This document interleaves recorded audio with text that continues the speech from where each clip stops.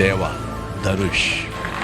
దేవా అంటే ఈ క్యారెక్టర్కి ధనుష్ తప్ప ఇంకెవరు లేరు, ఇంకెవరు చెయ్యలేరు. ష్యూర్ ఇంకొక హీరో లేడు.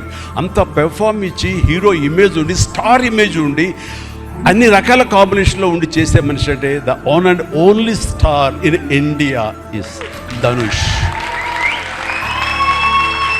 ధనుష్ని మైండ్లో పెట్టుకుని ఈ క్యారెక్టర్ డిజైన్ చేసావా శేఖర్?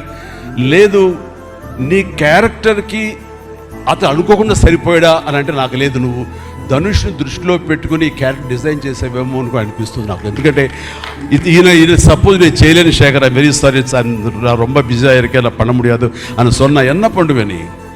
ఎవరున్నారు చేయడానికి?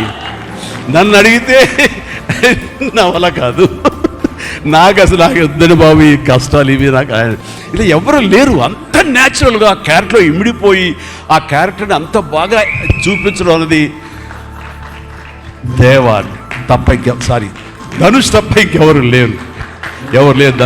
ధనుష్ నీకు బెస్ట్ యాక్టర్ అని చాలా మామూలు అయిపోయింది. మాకు ఎప్పుడైనా వస్తే వావ్ నాకు వచ్చిందో ఇచ్చి నేషనల్ బెస్ట్ యాక్టర్ అనుకోవాలి తప్ప నేను. బట్ నీకు ఇది మామూలు అయిపోయింది.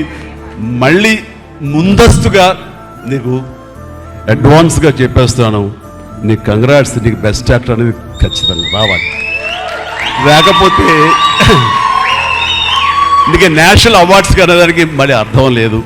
బట్ అది నీకు ఇది మామూలే, కానీ నీకు ఈ సినిమాకి వస్తే కనుక ఈ ప్రతి ఒక్కరికి ఇది గర్వకారణం. అది definite you will win. Fantastic.